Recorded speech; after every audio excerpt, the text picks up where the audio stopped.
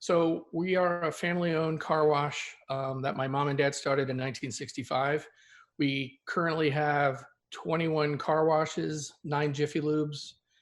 We're a franchisee also for a car dealership out of Indianapolis, Indiana called Byrider. And we also operate a car wash equipment company called Innovate It. My sisters are partners, and my mom and dad and myself are obviously the current ownership, and we have 803 employees also.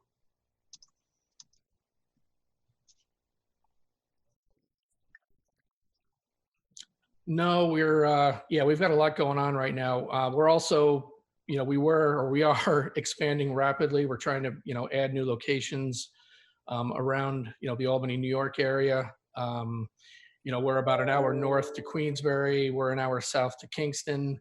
We're also in the Binghamton market, which is a 2-hour drive. And we have a lot of great employees. We're trying to provide opportunities and keep the company going, and trying to expand. And this has certainly put a huge damper on it.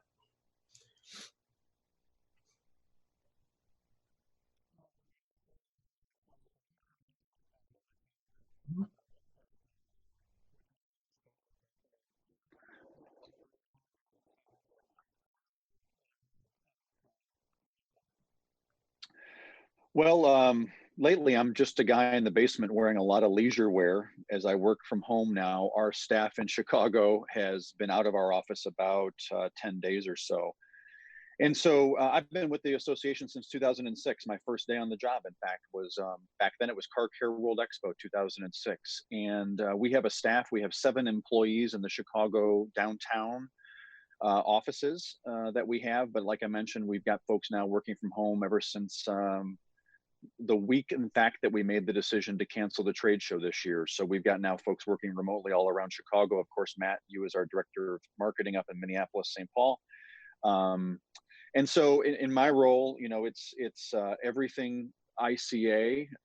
It is also then, of course, reporting to a board of directors of 16 car wash professionals. We've got 9 operators and 7 vendors on our board of directors. One of the operators, of course, being Tom Hoffman on this call. Thank you so much, Tom. And, it's obviously been like Tom was alluding to, I mean, this is not exactly how we planned for this year to go, right? And we've been delivered an abundance of lemons, and now the chance is to make some lemonade out of that if we can. And I think I want to thank you, Matt, for I think this is one of the first nice steps, which is we have a responsibility as an association to be there for our members and be there for people and connect them and share ideas. And I think this is a great platform for doing so. So thanks.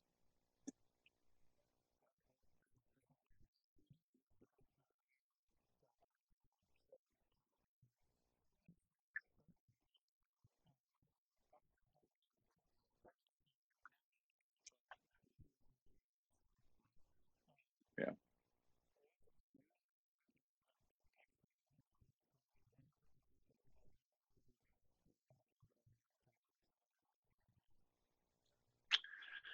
Well, skipping all of the, everyone's wondering where this is going to go, right? So set that to the side for a moment because no one knows, of course, and we're all watching the news more than we probably should. I think from a specific to the car wash industry perspective, the folks who are impacted the most thus far are those operators in states or areas that have restrictions, states or counties or cities that have restrictions of some type.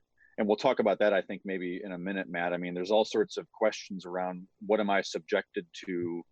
Am I subject to some of these restrictions? And the answer is it depends, and it's getting more complex almost by the day.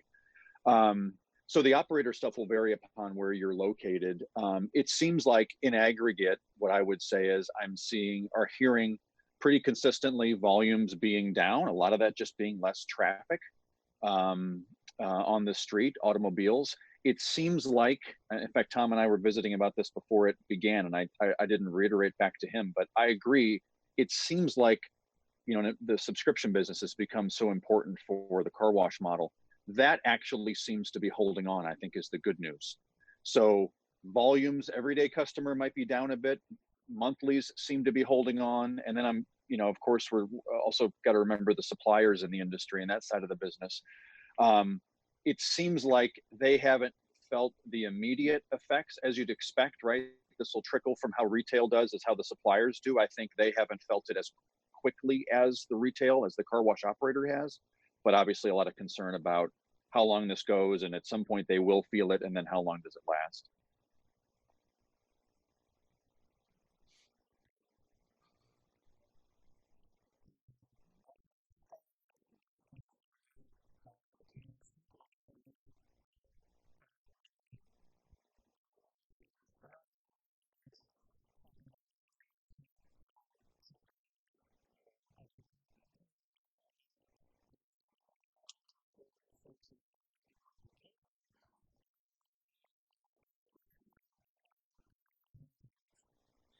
So I thought I'd also add, like the whole country is hearing that New York State is the hotspot, and that we have a lot of deaths and a lot of infections.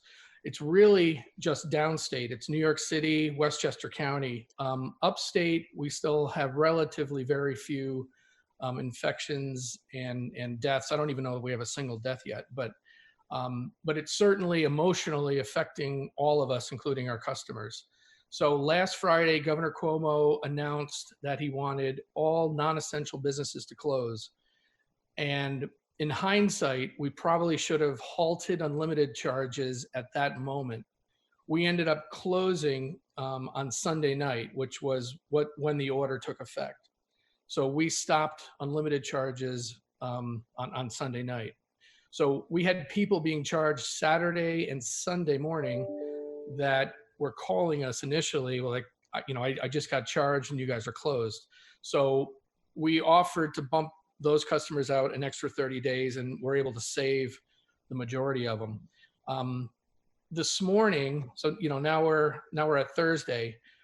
We had only between 35 and 40 voicemails and emails overnight, and we had just one customer service person answering those emails and voicemails. So we're contemplating maybe we should have two people so that one person can answer live calls and the other person can work on the unlimiteds. But we've, kind of full transparency here. We started out with 49,000 active unlimited accounts, at closing. We've only lost 0.4%. We've only lost 203 so far. It seems that when we address our customers' concern about like what's going on with my unlimited account, we tell them we've essentially paused the charges. We're not charging anybody. So once we reopen, we will move everybody's next payment date out the number of days we were closed. And that seems to have really made everybody very comfortable. If you go to hoffmancarwash.com, you can see exactly what we did on the website. And I think one of the important parts of that is when you click on, I want to change or cancel my unlimited account, another paragraph of text appears that explains exactly what I said. And I'm amazed how few calls we're having for people canceling. Now, there are some hysterical people calling in tears, looking to cancel every subscription they're under. They've lost their job. They're really having a hard time with this, and of course we're canceling those people. But I think we've been extremely lucky so far that that we've had so little cancellation. And our Jiffy Lubes are considered an essential business, so we have not shut down the Jiffy Lubes, but those locations are operating at only like 20 or 30% of their normal volumes. It's really slow. And then today we decided to open up our self-serve locations. So our self-serve bays and our in-bay automatics are operating with a couple of our managers cleaning them up in the morning and having no contact with customers and then leaving the locations. And we've also put signs on everything where we are accepting credit card transactions only, to again eliminate the amount of contact and security reasons, not having cash on site.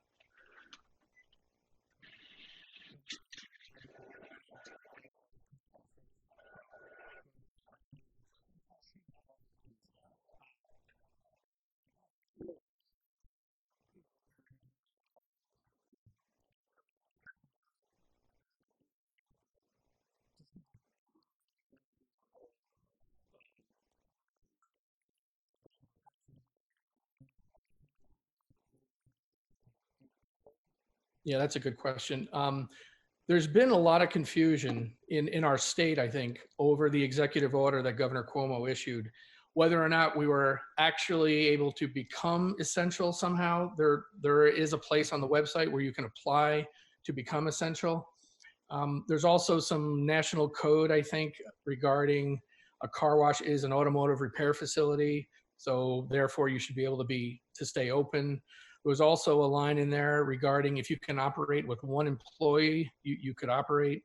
But it really just came down to, I think, the greater good and to help stop the spread of the virus, to, lessen the burden on the hospital system and the safety of our employees, not to have our employees exposed, to any coronavirus issues. So we really struggled with it and basically decided, to close on Sunday night. And we had closed our interior clean facilities that Tuesday before the governor's announcement. So we were already leaning in that direction. And the other thing, we were getting some concerns from our employees, from parents of some of our younger employees that worked at the full serves, girlfriends, wives, husbands. Once we closed, we received several comments from people, like a huge sigh of relief that we were, taking that action and closing.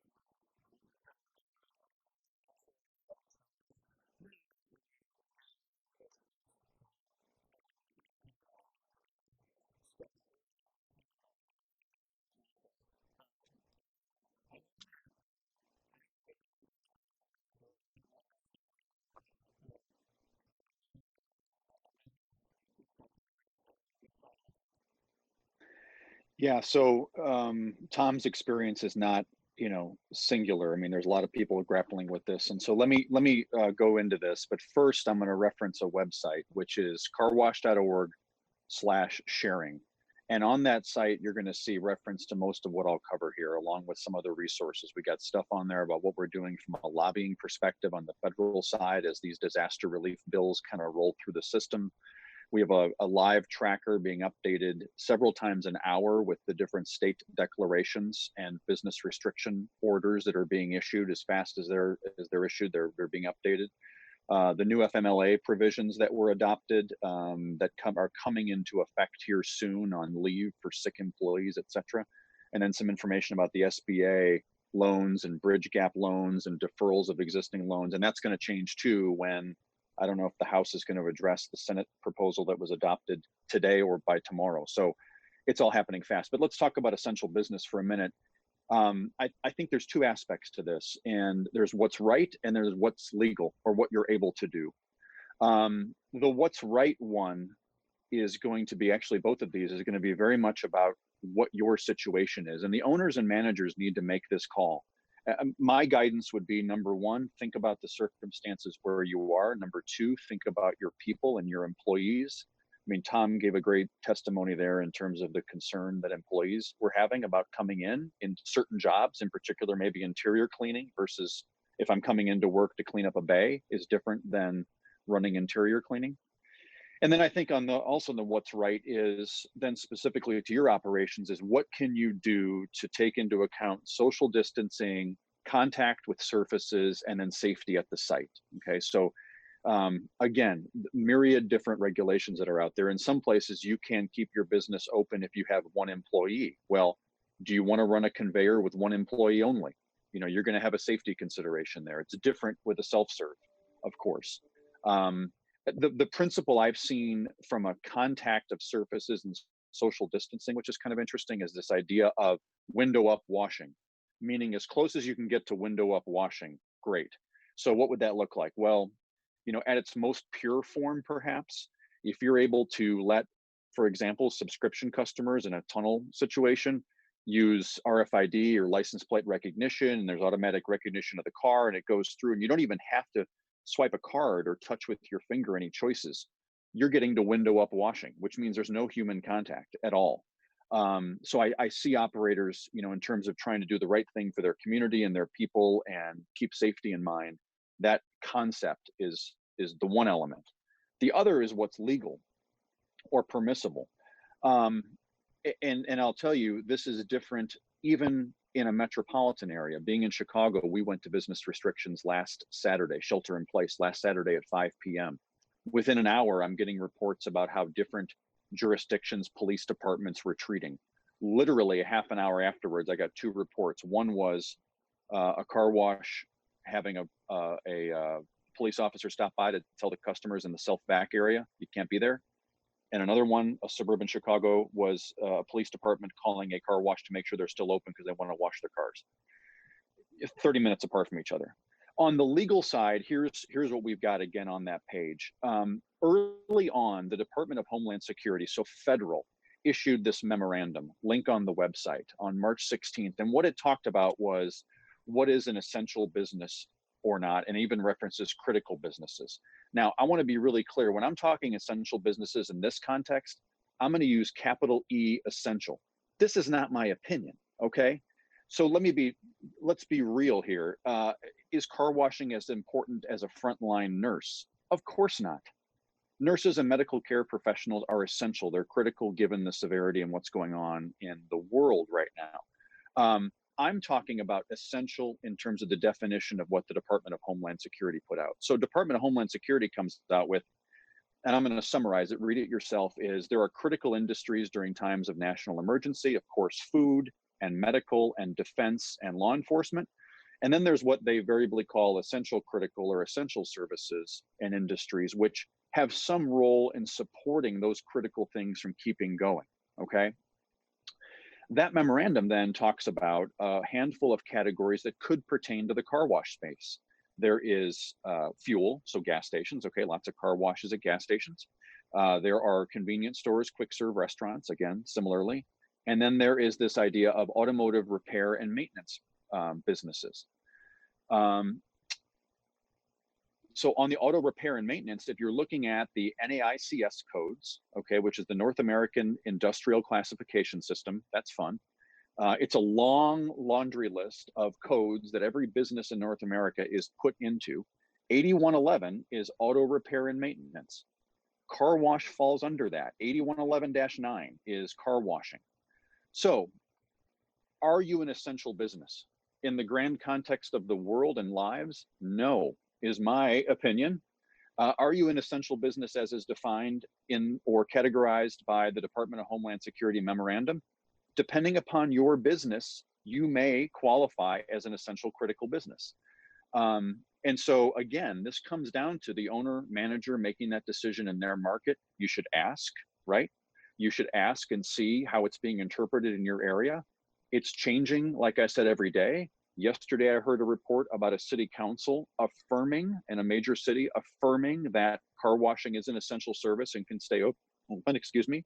And I've also heard just this morning, I think it was in Connecticut, kudos to the Connecticut Carwash Association, received some kind of a waiver allowing car washes with limited staffing to stay open. So it's changing constantly. But all that being said, if you are asked or told you can't operate, let's do the right thing. Then those come into alignment. The right thing is just to not operate, right? This is more serious than washing cars. But sorry for the long answer, Matt, but it is an incredibly complex question. And Eric, I can add to that. I've heard from several operators that are lobbying to be essential by, they're buying pump sprayers from Home Depot. They're filling the sprayers with products that sanitize the inside of the car. You can reach in and spray on all the surfaces. It dries in 10 minutes. And they are providing a sanitizing service in order to bolster their claim of being essential. And, I think some people are having some success with that. Hey, Matt, if you don't mind, I thought I'd talk about what we've done for our employees. We had 803 employees, and we have furloughed 578 of them, which is 72%. And there's a difference between laying off and furloughed. So a furloughed employee means that we intend to bring them back for employment after this is over with. So we have unemployment unemployment insurance for a reason. So they're collecting unemployment insurance. And if our employees have a shortfall in their budget and their cash flow, we have provided them with the ability to borrow $2,000 from us interest free that can be paid back over a long period of time. Because I really believe the federal government and maybe even the state governments are going to pony up some money to make everybody whole or as close to whole as possible. So I just wanted to, to be sure to mention that, standing by, I think our employees is a very important thing, we need to do as an industry.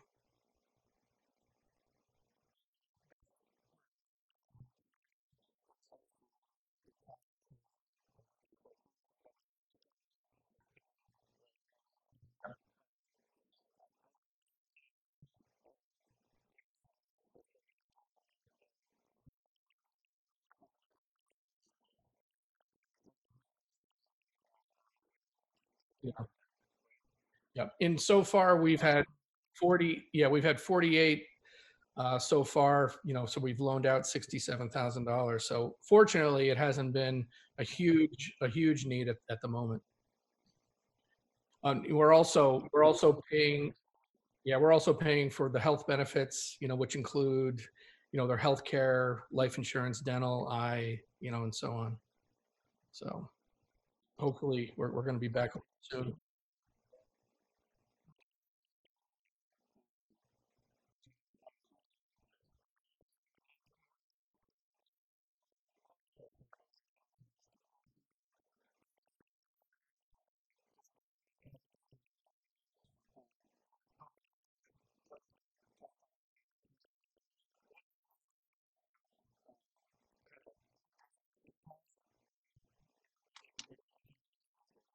Right. I've noticed that people are carrying their own sanitation wipes now and so on. Um, you can't catch the coronavirus through your skin, but if you touch, your mouth or your nose or your eyes, there's some risk there. Um, you know, the police agencies have called us, and we opened up a location and washed police cars because they're concerned with the outside of their vehicle getting contaminated. So we're providing that as a free service to police agencies. We just had a snowstorm. We had really dirty cars right now, and our customers are really complaining about not having a place to wash their car. So we are not providing staff to wipe down all the equipment in between customers because I really believe in that there's extremely low risk to picking up any contamination on our equipment at this time.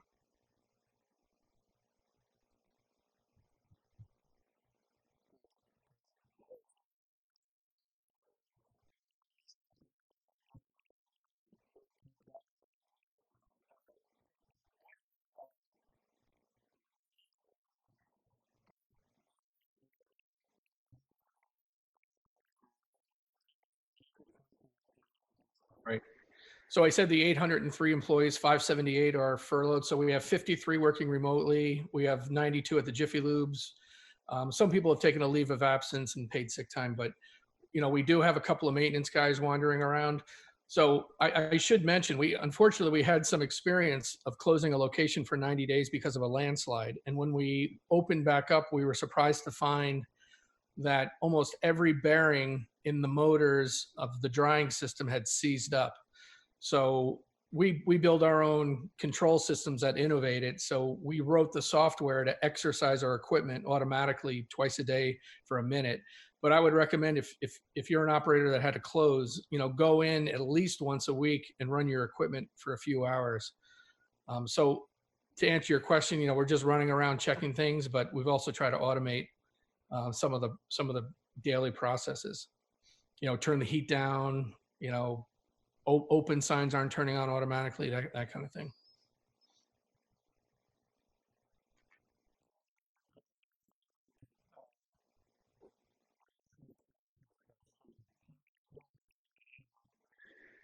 Yeah, Tom provided the reference to some folks picking up, supply of sanitation chemicals. And I just wanted to share, and I know this has been a question we've gotten. I want to share some input I have gotten from folks in the chemical side of the car wash industry.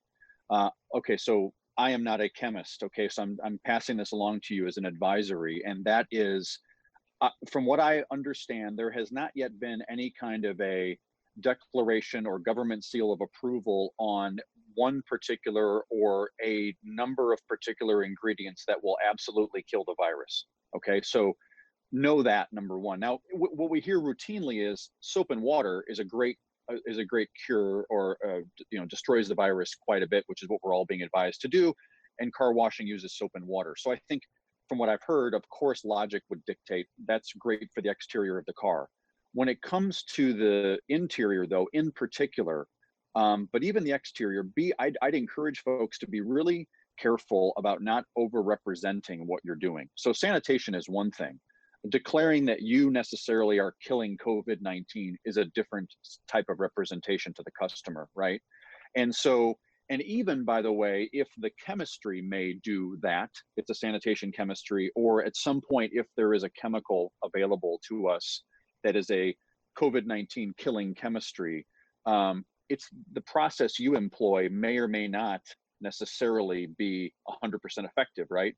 So I think in this environment, I think rational people understand that this is brand new. We're all trying to find our way. Soap and water destroys the virus on our hands.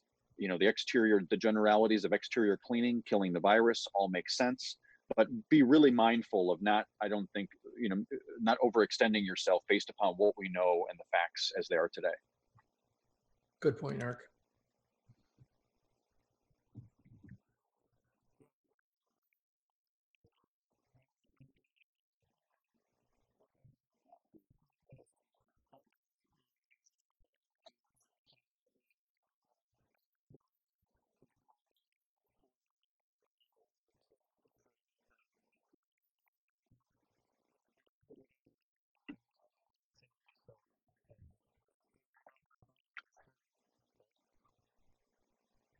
Hey, Matt, I've got one more economic. Yep. This was from our insurance broker. You can request from your insurance carrier an endorsement to reduce sales and payroll. And I know it was worth $200,000 a year approximately in our world, because of the anticipated reduction in sales. And so they were looking forward, and the insurance company came up with the estimate of, we're going to see a 25% reduction in sales. And then on the payroll side, we used to make 10 payments a year. Now we are weekly. So now it's based on real payroll, with our workman's comp carrier. So that's an immediate savings in our workman's comp. We kind of got lucky that our renewal date is April 1st. But my understanding is, even if your renewal date is 6 or 8 months away, you should be able to get your insurance company to adjust your premiums, to reduce your premiums.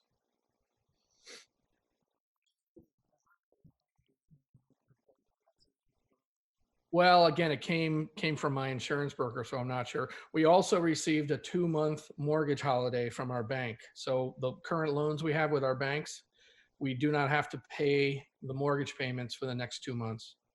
So that's another, great way to, help your cash flow.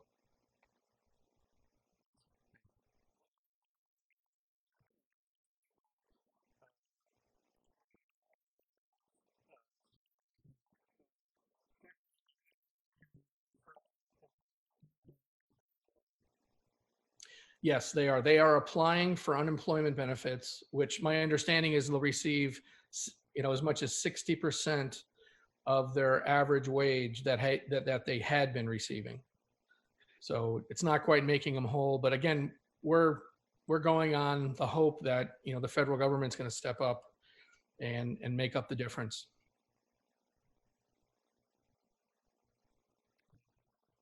Yep.